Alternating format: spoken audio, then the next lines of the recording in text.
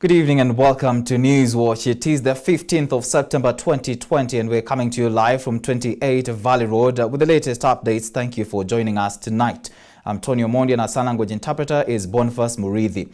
Let's begin with our COVID-19 situation now, and the country has recorded 96 new coronavirus cases in the last 24 hours after a sample size of 3,270 was tested, bringing the total number of confirmed cases in the country to 36,301. Speaking while giving the daily coronavirus update, LCS Dr. Mercy Mwangangi said the country is not yet out of the woods and the curve has not yet flattened.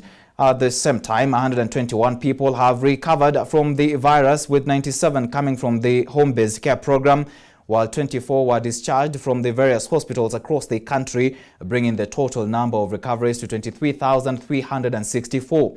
Sadly, 10 more patients have succumbed to the virus, raising the country's fatality to 634. In the new cases today, Nairobi County leads with 26 cases, followed by Kisii County with 10, Busia 8, Mombasa 7, Uasin Gishu 7, Kisumu 7, Machakos 6, Kericho 5, Kilifi 4, Samburu 2, Nakuru 2, Kajiado 2, Kiambu 2, Bomet 1, Embu 1, Kakamega 1, Makueni 1, Meru 1, Trans Nzoia 1, Narok 1, and Taita Taveta County 1.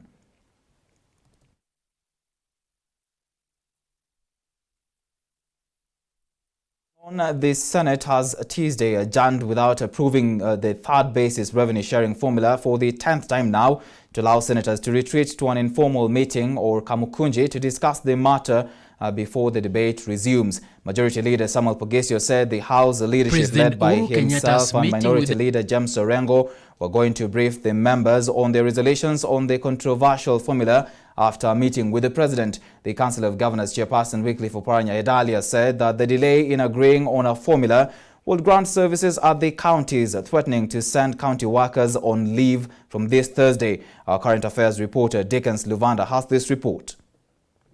President Uhuru Kenyatta's meeting with the Senate leadership on Tuesday over the contentious revenue sharing formula could be the only breakthrough that the country needed to end the stalemate. Mr. Speaker, I can say without any fear of contradiction that has for months divided the House into two. The President, former Prime Minister Raila Odinga, Council of Governors Chairman Wycliffe Oparanya, alongside Senate Majority Leader Samuel Pogesio, Majority Chief Whip Irungu Kangata, James Orengo, who is the Minority Leader, Fatuma Adulo, the Deputy Majority Leader, nominated Senator Beatrice Kwamboka, and Senator Jonas Mwashushe Mwaruma of Taita Taveta County, met at State House on Tuesday morning before the Senate reconvened for the 10th time to try and break the stalemate. The leadership plus the Speaker of this august House cannot betray their members. And so, Mr. Speaker, the impression that maybe some of us in leadership have quietly gone behind the membership, that does not happen. It cannot even happen because this House is alert. During the sittings, Pogesio proposed that the House adjourns and retreats for a kamukunji so as members can be updated on the deliberations by the President, following proposals by Senators Johnson Sakaja and Moses Wetangula-led 12-member committee that was formed to help break the revenue share stalemate. This is to allow for members to retreat into a kamukunji, Speaker, or a meeting, an informal meeting, to hear a report or get a report, Mr. Speaker, on the basis of the negotiations that have been going on about the third generation formula, Mr. Speaker. Mr. Speaker, what happened was we left here the last week is that, Mr. Speaker, the committee of 6 and 6, the 12-member committee, at that point, Mr. Speaker, agreed and asked the leadership. They asked us, challenged us, Mr. Speaker, to go and meet with the executive and to be able, Mr. Speaker, to see if some extra monies can be given to add to what has been given so that we can now formulate afresh how to divide this money among counties. And so, Mr. Speaker, it's just for us to go and get that report back because this happened and we have a report to give. During the State House meeting, which was skipped by Senate Speaker Ken Lusaka and Deputy Minority Whip Cleophas Malela, President Kenyatta pledged to allocate an additional 50 billion shillings to the county's budget during the financial year 2021-2022, depending on the financial performance of the economy. The funds, President Uhuru said, will go towards efforts to strengthen devolution in the country after governors raised an alarm over the poor state of affairs in the devolved units due to lack of allocations. We have 2 straight days between tomorrow and Thursday, and the judges have made a ruling that, or have made a decision that we shall proceed as from tomorrow. Dickon Sulvanda, Hope TV News Watch. Garissa Governor Ali Korane has been released on a cash bail of 3.25 million shillings or a bond of 5 million shillings and a surety of the same amount. Korane appeared before anti-corruption magistrate Douglas Ogoti at the Milimani Law Courts in Nairobi of alleged embezzlement of 233 million shillings, a World Bank grant. Governor Korane and 4 others were charged with conspiracy to commit an offence of economic crime, willful failure to comply with laws related to management of funds and misappropriation of public funds. Alice Diana has the report. The Anti-Corruption Court in Nairobi has barred Garissa Governor Ali Korane from accessing his office and ordered him to deposit his passport in court. This is after the embattled governor and his co-accused were charged with conspiracy to commit an offence of economic crime, willful failure to comply with laws related to management of funds, and misappropriation of public funds before Anti-Corruption Magistrate Douglas Ogoti on Tuesday. My Lord, the second primary consideration the guidelines set for you is the accused person's liberty. Very important consideration, a bill of rights. And my Lord, the guidelines provide that you should not take the liberty of that person to stay with his family, to stay with his children, and to continue with his normal functions and duties. And to briefly, Your Honor, just add the following. In considering the bail terms on which we will admit the accused persons, to borrow from my learned friend Mr. Okello's submissions, Your Honor is obliged to consider the weight of the offences. Korane denied the charges and was released on a cash bail of 3.2 million shillings or 5 million shillings bond, while his co-accused were granted a cash bail of 1.2 million shillings and also barred from accessing office after they also denied the charges. One, to a cash bail of Kenya shillings 3,250,000 or a bond of Kenya shillings 5 million with one surety of similar amount. Accused 2, 3, 4, 5, and 6 to a cash bail of 1,200,000 or a bond of Kenya shillings 3 million with one surety of similar amount. All accused are hereby barred from their offices, only allowed to visit while accompanied by an officer from the EACC. Through his defense counsel Ahmed Nasir, the governor says there was no money lost in the process, neither none of his friends or family members benefited from the funds. The counsel also told Magistrate Douglas Ogoti that the governor had no power over recruitment of employees, hence he cannot interfere with witnesses, thus he should not be denied access to his office. The governor spent the night at the Ethics and Anti-Corruption Commission EACC cells on Monday night before being arraigned in court on Tuesday. Korane becomes the 6th county governor from being barred from accessing his office due to corruption after Muthomi Njuki of Tharaka Nithi, Mike Sonko of Nairobi, Moses Ledon Kulal of Samburu, Okoth Obado of Migori, and impeached Kiambu Governor Ferdinand Waititu. For Hope TV News Watch, I'm Alice Diana.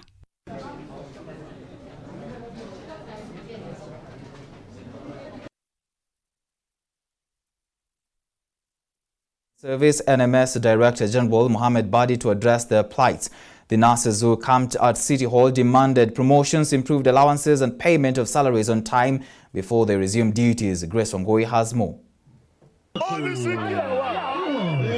Nairobi County health workers have for the 6th day running put up a spirited fight by camping outside Governor Mike Sonko's office. The health workers, comprising nurses, clinical officers and laboratory technicians, have continuously decried delayed payment of salaries, something that according to them hinders the operations outside of the workplaces.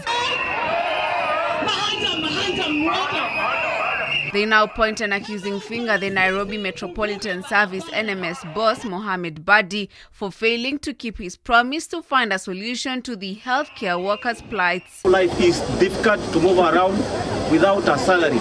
Today is 15th of September. We need salaries to be paid by 5th of every month, or even earlier than that. So we are kindly asking, or must, that salary should be paid before 5th or on 5th of every month. At the top of their list is the stagnation experienced by some workers in the sector. Holding up their placards that read stagnation and promotion, the healthcare workers chanted Haki Yetu, seeking an audience with the county government to answer their plea. Speaking while leading the nurses in the strike, Chairman of the Nurses Union in Nairobi County, Boaz Onchari, defended the medics, lamenting they have been through a rough patch this season of COVID-19. Tuko hapa kwa sababu ya stagnations, promotions ambazo hazijakuwa affected, comprehensive medical cover, and some of our colleagues who are still on probation even after working for more than 5 years. Strikes by health workers in the country usually threaten access of health services by Kenyans. However, Onchari does not see the move of the workers to go to the streets as one that will affect Kenyans' access to health services, saying they too are Kenyans and their families will not be able to access the same services. Mgomo wetu tutaendelea nao hadi wakati mwajiri wetu atatimiza yale mambo ambayo tunataka atimize. The Nairobi health workers strike is not the first in the country during the coronavirus pandemic, as recent weeks have seen healthcare workers in other counties down their tools. The recent one being that of Kitui healthcare workers who downed their tools last week over the same grievances. Yes. God is good all the time. Several notices have been given to the government by members in the medical fraternity over issues raised by the Nairobi County health workers. Grace Wangoi, Hope TV News Watch.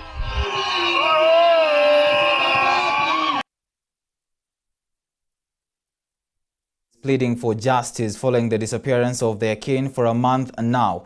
47-year-old David Toitumu, a husband and a father of one, is said to have been abducted by a gun-wielding man believed to be police officers. According to his family, David's car was found abandoned on the road along Mombasa Primary School and taken to the Central Police Station. And for over 4 weeks now, there has been no information from the police on his whereabouts. Human rights organization Haki Africa, led by its executive director Hussein Khalid, while addressing the press flanked by the family members, have called on the police and the Directorate of Criminal Investigations (DCI) to hasten investigations and return David safely back home. According to the organization, at least 19 cases of enforced disappearances have been recorded in Mombasa since January this year, with 6 safe returns.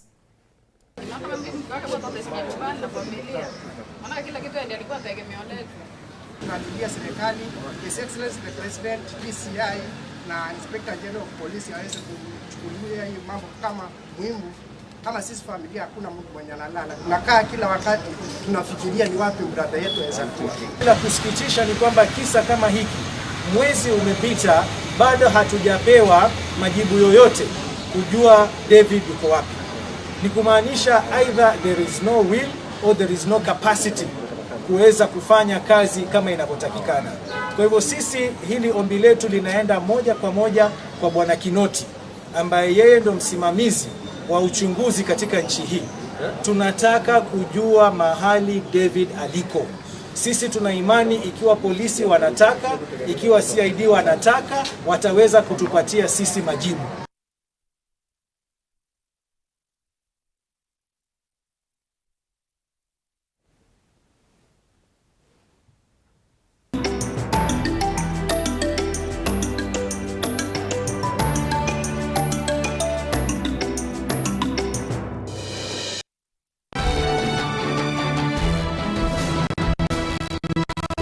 Angry president, yes. A betrayed deputy president, and a burdened citizen. The spirit of BBI, we are losing it. How do we end up with immoral people leading the moral? Candid Talk at the core of our being, we are spiritual. How should the church at this particular time show leadership? As long as God is not done with us, or He's not pleased with our repentance or our turning to Him, we may still continue suffering the consequences. Bold approach. Whatever you bind on earth is bound in heaven. Whatever you loose on earth is loose. Become a son. Your life and your well-being is completely dependent on God and His power.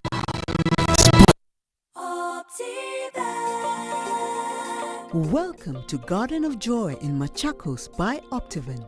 This is a gated community that is strategically located only 7 minutes drive from Coma Town and 1.3 kilometers off the tarmac. It comes with a beautiful gate, chain link fence around the property, internal Maram roads, a borehole for steady water supply, a jogging track, a meditation park, and a children's play area.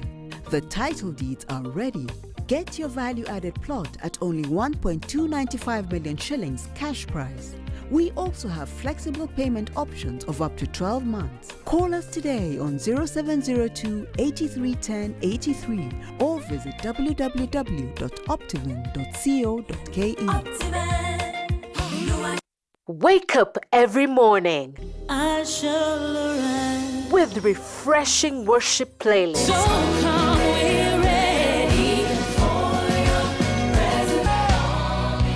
Till there's only you, Jesus. Amen. Hallelujah. And powerful nuggets of God's Word. His mercies begin afresh each morning. We had press from every side, but we are not crushed. Right place. We desire to be in the sweet space. The place of praising, the place of singing lips.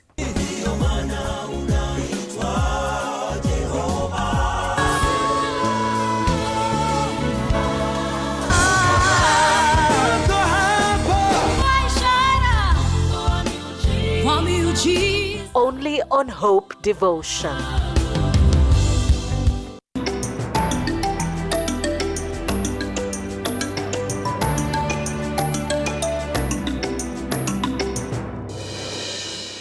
Welcome back to the broadcast. You're watching Hope TV News Watch. Now, over 17,000 residents in Taita Taveta County are set to benefit from the Nyangoro-Maktau water supply project, which is jointly funded by the European Union through Water Trust Fund and the county government of Taita Taveta. Speaking after the official groundbreaking ceremony and handing over the project to the contractor, Governor Granton Samboja assured residents that his administration is committed towards addressing the perennial water shortage in the county, adding that the time for using water as a campaign tool in the area is over.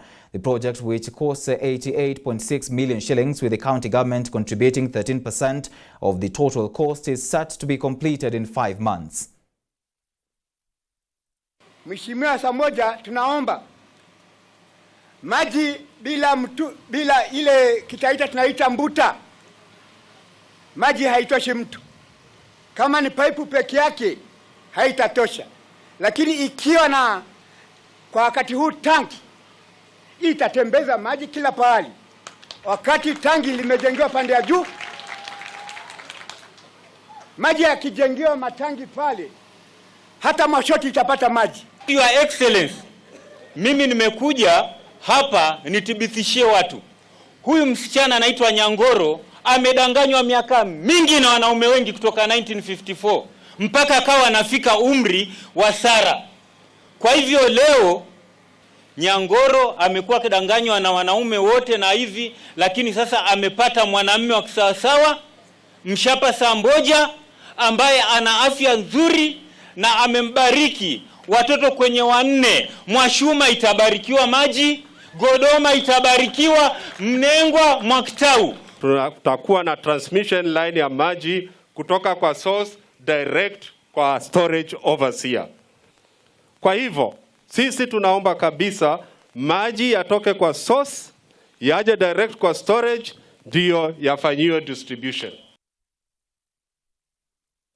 A widow, 80 years old, of a prominent Mombasa businessman, the late Gaspar Walele, is appealing to the government through the Office of the Director of Criminal Investigations, the DCI, George Kinoti, to intervene in a fraud and forgery case where her 3 sons and the family advocate have colluded to deprive her of a property worth 600 million shillings she inherited from her late husband. Our reporter Mark Kimondo has this story. They say that blood is thicker than water, but things here seems to be a bit different, with mother and children relationship ending up into one weird story, land dispute being the center of controversy. Maid Karadhina Walele, 80 years old, and one who was married to a prominent Mombasa businessman, the late Gaspar Walele. Since the death of her husband, Karadhina says she has been at loggerheads with her sons, who allegedly want to disinherit her through forged will documents. Hii mali inasemekana vijana wanasema ni yao na mimi niko hai. Sasa nashindwa. Kuna mtu akanyang'anywa mali yake alichuma na bwanake. The old granny claims that they had 12 children with the late Walele, but 4 are deceased, leaving them with 8 children, 5 daughters and 3 sons, before her husband died in 2012, aged 75 years old. Nikawaambia nikitafuta hii mali, wengine walikuwa hawajazaliwa. Huyu mkubwa ndiye alikuwa kwa na miaka 7 na alikuwa kwa skuli hapa Makupa. Sasa mlichangia nini kupata hii mali? The property the widow is fighting to possess includes commercial buildings and plots in Mombasa and Nairobi County, and also chunks of land in Taita Taveta County. Karadhina, who was accompanied by her daughters, said it's against African culture for the family property to be divided while the widow is still alive. Tulitoa baadhi ya makaratasi ile baba alisaini na biro pen. Zile tuko na huo uhakika. Huyo DCI alikuja akatoa ushahidi wake na akasema ile sahihi si ya Mr. Gaspar Walele, ilikuwa ni forgery. The deceased served as a councillor of the defunct Mombasa Municipal Council and was one time Mombasa branch chairman of the Kenya National Chamber of Commerce and Industry, KNCCI. Elinora Walele, deceased daughter, who dubbed as the family spokesperson, said, Mama na dadangu mkubwa anaitwa Veronica walienda kwa wakili wa mzee. Nitaje jina. Wakili wa mzee anaitwa Mohamed Faki ambaye ni senator wa Mombasa. Akawajibu ya kwamba yeye hana urati wowote mzee Walele aliwaachia. Hana chochote. The late Walele widow is now demanding the arrest of her 3 sons and their family lawyer and her secretary for plotting to defraud her and her 5 daughters of their share of inheritance. Bwana Maraga, Kinoti, Matiani, mambo kama haya yanatendeka kwa mjane kama huyu, ni haki kweli? According to data obtained from the judiciary in 2017, there was a backlog of more than 11,000 land cases. Land disputes mostly involve distribution of family property between siblings and co-wives. Mark Kimondo, Newswatch. Elsewhere, Siaya leaders have called on politicians to respect freedom fighters and champions of democracy who have made Kenya earn respect amongst the League of Nations. Led by University Don Dr. Kut Ochogo, the leaders decried the emerging trend where a section of politicians were hurling unpalatable insults at the elderly and those who fought for the free space enjoyed by Kenyans. Addressing the media at a Siaya hotel, they said the remarks that have been widely condemned were in bad taste and a reflection of immaturity. Several members of parliament, among them Kapseret MP Oscar Sudi and Emurad Cruz Joanna Ngeno, have been arraigned in courts to answer to charges of incitement to violence following remarks that allegedly demeaned the former First Lady Mama Ngina Kenyatta.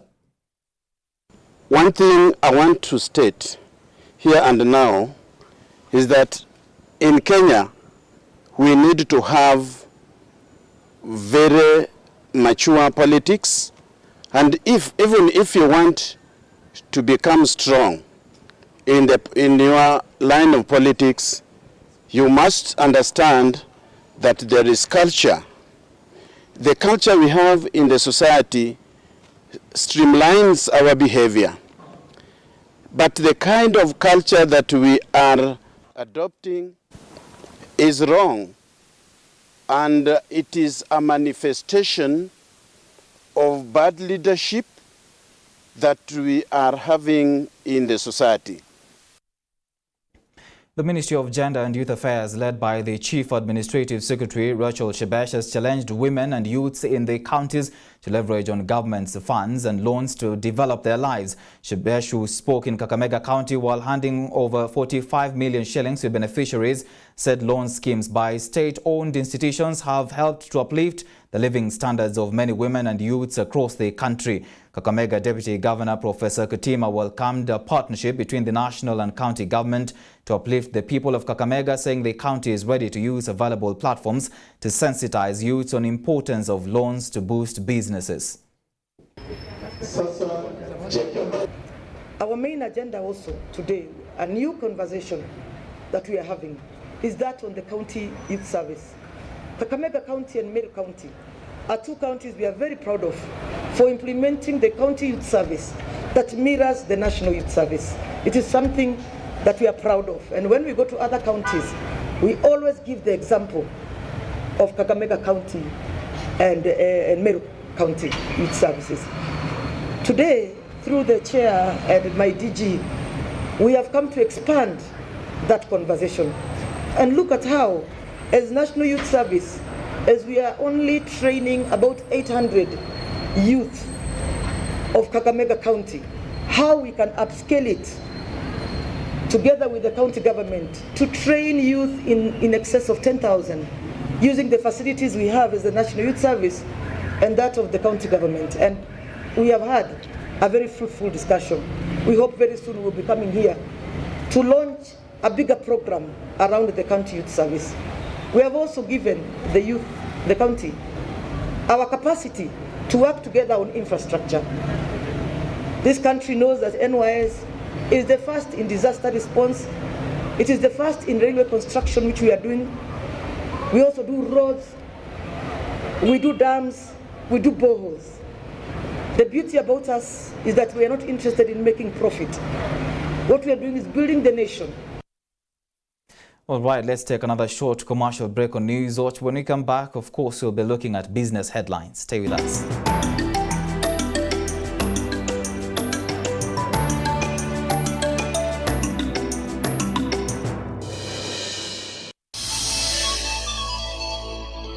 Our Christian life is not just about God always stepping in when you are in trouble. But sometimes you need to go through the valley of the shadow of death, and God will say, angels, stand away. He must go through that. She must go through that. Because out of this would come something greater and more beautiful.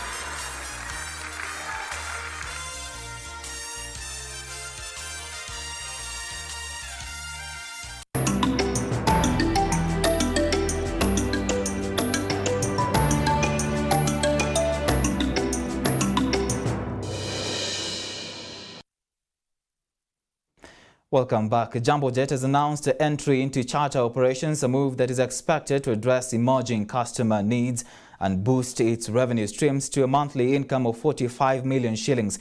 Jambo Jet Acting Managing Director Karanja Ndegwa said this is part of the airline's strategy to diversify its product offering to supplement the scheduled operations. Ndegwa said that the airline will allocate at least one unscheduled flight and will increase the number as demand arises, where it hopes to generate 15% of its monthly revenues.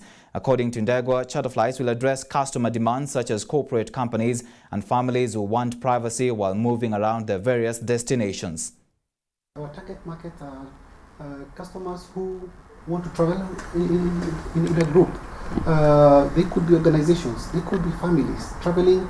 It could be domestic, it could be within the region, because also we have organizations that, especially the missions and the humanitarian organizations that do operate within the region. During this period, you'll find a lot of movement just to cater of humanitarian needs. So we are getting into that space to address that need.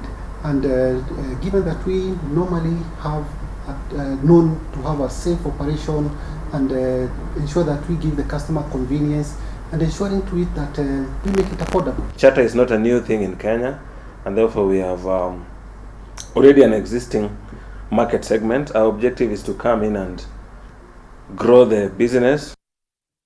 And fish farmers in Western Kenya are set to improve their farming skills after being handed over pond construction and rehabilitation materials by the government. Fisheries Principal Secretary Professor Micheni Ntibe said the material will support and enhance the commercial viability of the aquaculture sector in the region, with the aim of increasing incomes, food security and nutritional status of rural households involved in aquaculture.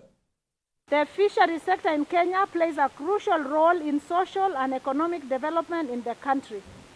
Currently, the sector provides food in addition to supporting about 1 million people directly and indirectly working as fishers, fish farmers, traders, processors, suppliers and merchants of fishing accessories and employees and their dependents. And that's why we brought this program, so that the program can take you from where we left you during ESP, well, so that you can move forward to the next level. And those of you who have been selected for this program, I'd like to encourage you to be a truly good farmer, to be able to invite others. The government is now banking on affordable housing to boost the economy post-COVID-19 crisis. Speaking on behalf of President Uhuru Kenyatta at the opening of the 39th Annual General Meeting of Shelter Afrique, CS in charge of Transport, Infrastructure, Housing and Urban Development, James Macharia, said the shortage of affordable housing remains a global concern, with statistics showing that 47% of urban population live in slums. The CS has noted that the construction industry, that contributes 10.55% of the African GDP, can rebound quickly from the COVID-19 pandemic if stakeholders craft innovative ideas to develop affordable homes to the growing population. Impact. Housing construction provides excellent opportunities for job creation. Placing reliance on local supply chains also creates opportunities to localize economic prosperity. Housing construction also generates revenues for local and national governments through the issuance of construction permits and taxes levied on the transfer of property. While the construction sector requires a lot of capital, record low interest rates have made the cost of financing construction projects very affordable. This project is anticipated to create in excess of 300 jobs. We are also in the process of assessing a potential $3 million equity participation in the newly created Nigeria Mortgage Guarantee Company, having already been instrumental as Shelter Afrique in the creation of the Nigeria Mortgage Refinance Company. Here in Kenya, where it does matter, here in Kenya, we've invested more than 23 billion shillings, $227 million in about 115 projects since the 38 years that we've been in existence.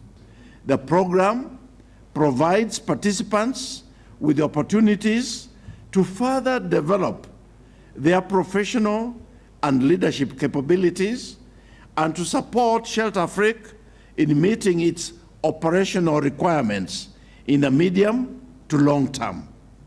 The program is anchored to the strategic goal of shareholder and development impact. The rollout of the program for the candidates across all our member countries will show our value to our member countries. We've come to the end of this live broadcast of News Watch. Thank you so much for always keeping it Hope TV. I'll see you again tomorrow same time. I'm Tony OMONDI and our sign language interpreter has been Boniface Murithi. Have a blessed night.